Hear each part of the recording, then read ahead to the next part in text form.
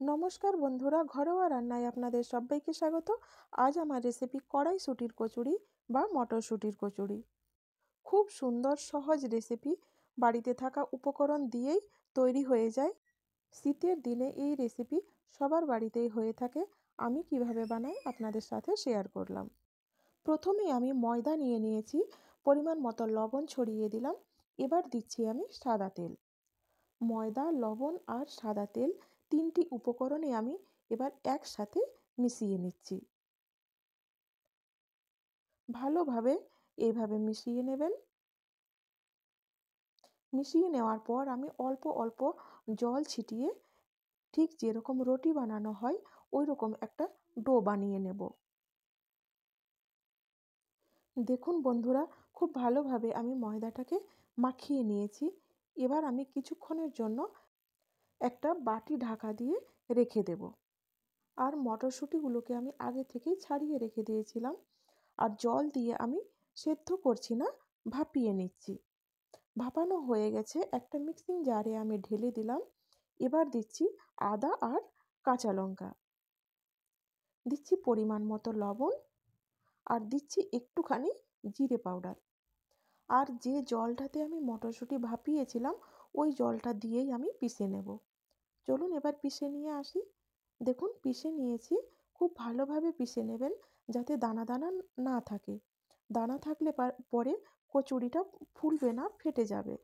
এবার কড়াইয়ে আমি একটুখানি সাদা তেল দিয়েছি, দিলাম হিং আর কালো জিরে, দিয়ে দিচ্ছি পিষে রাখা কড়াইশুঁটি। মটরশুঁটিটা অনেকটাই জল জল রয়েছে, তো এখন যদি মনে করেন অনবরত নাড়বেন না, তাহলে একটু পরপরও নাড়তে পারেন।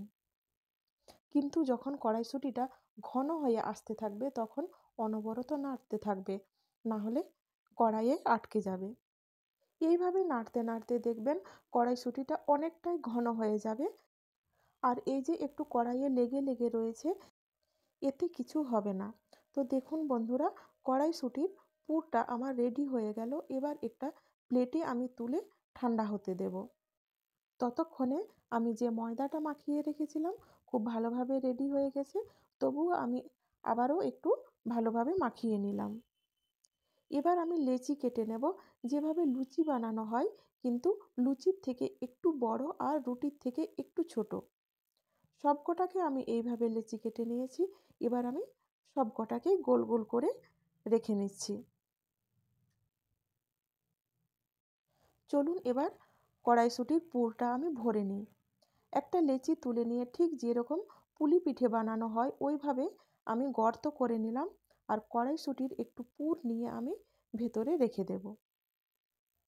চারপাশ থেকে ময়দাটা আমি একটু টেনে নিয়ে ঠিক এইভাবে গোল গোল করে নেব।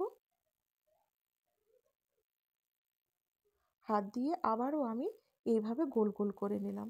দেখুন কতটা সুন্দর হয়েছে। এই দেখুন। চলুন আমি আবারও একটা দেখিয়ে দিই। ঠিক একইভাবে আমি মাঝখানটা এইভাবে গর্ত করে নিলাম।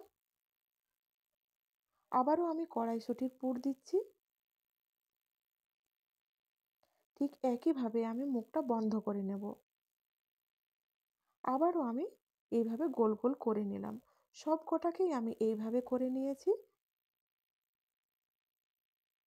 এই দেখুন কতটা সুন্দর হয়েছে। চলুন এবার বেলে নিই। রুটি বেলনে একটুখানি তেল দিলাম, আর তেলটা আমি চারপাশে একটু ছড়িয়ে দিলাম। ঠিক যেরকম লুচি বানানো হয় এবার আমি বেলে নেব, কিন্তু লুচির থেকে একটু ঘন হবে আর লুচির থেকে একটু বড়। আমার এই কড়াইশুঁটির কচুরির রেসিপি যদি ভালো লেগে থাকে তো বন্ধুদের কাছে অনুরোধ রইল একটা লাইক আর একটা সাবস্ক্রাইব করে দেবেন।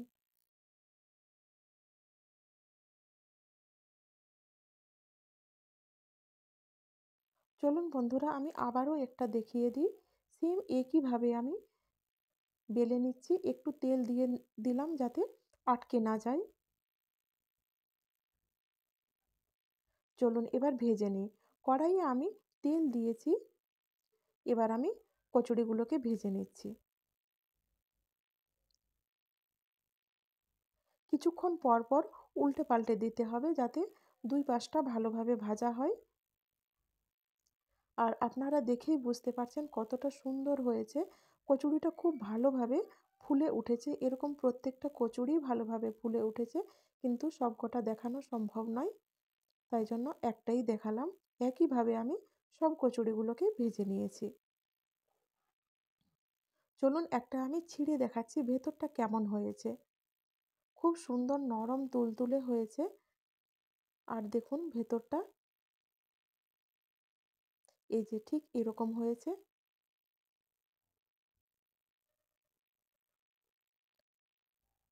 আমি আগের থেকে আলুর দম বানিয়ে রেখেছিলাম। এটা আলুর দমের সাথে খুব ভালো লাগবে। অবশ্যই আপনারা বাড়িতে ট্রাই করবেন।